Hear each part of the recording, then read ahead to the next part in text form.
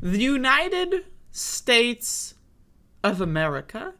Well, I wouldn't say that we're so united nowadays, but the United States of America has produced an interesting phenomenon, and that is, of course, that life expectancy is on the decline.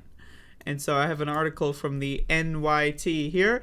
U.S. life expectancy falls again in historic setback. The decline during the pandemic is the sharpest in nearly 100 years, hitting American Indian and Native Alaskan communities particularly hard. Once again, I have been saying that the fact that the pandemic is more devastating to indigenous populations and people of color over white people in this country, I think, is one of the main reasons why the people in leadership have chosen to do nothing about protecting people. Joe Biden declared victory. Well, I guess let's start. Donald Trump declared victory from the virus 12 times. Joe Biden declared victory from the virus 17 times, and then they both did nothing to combat the virus. Both of them did nothing. Nothing. Did we get universal masks? No. Did we get universal tests? No. Did we get universal treatment? No. Did we get universal vaccine distribution? No. So they did nothing, and they declared victory anyway. Meanwhile, indigenous populations are the ones getting hit the hardest. Isn't that a little interesting?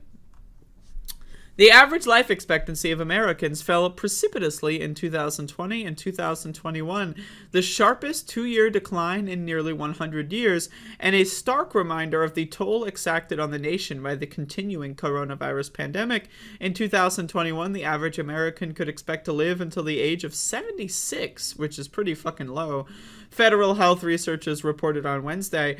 The figure represents a loss of almost 3 years since 2019, where Americans could expect to live on average nearly 79 years.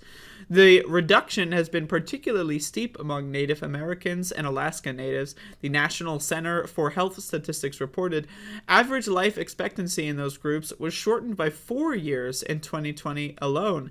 The cumulative decline since the pandemic started, more than 6.5 years on average, has brought life expectancy to 65 among Native Americans and Alaska Natives.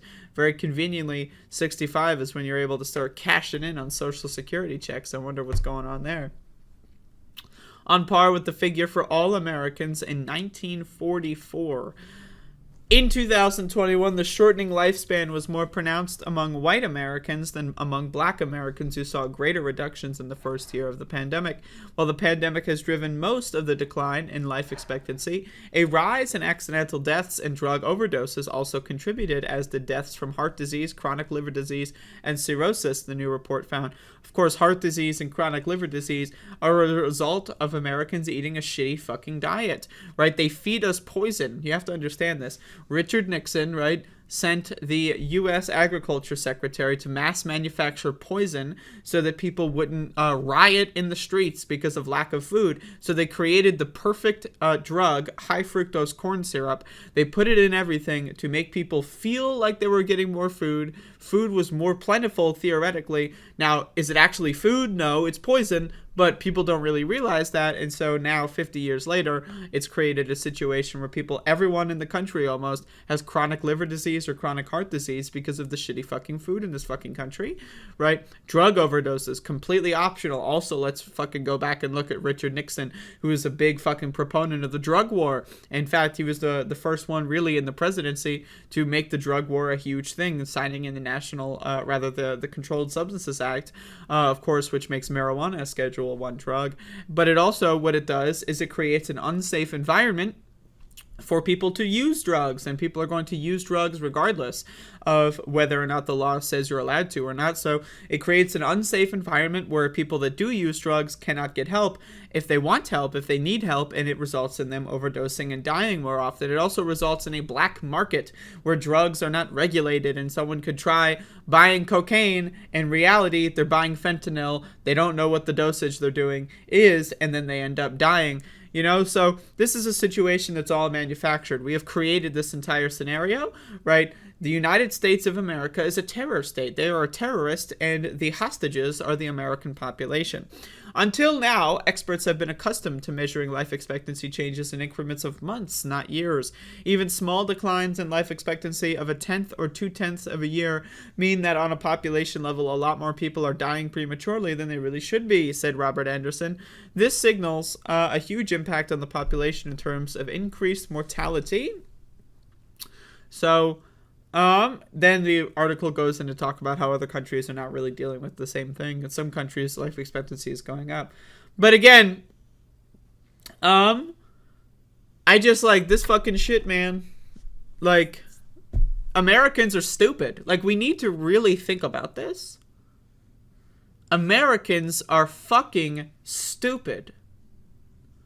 Americans are fucking stupid, and we put up with this. Our leaders feed us poison, put lead in the atmosphere, put lead in the water, put forever chemicals in the water, and we don't do anything about it?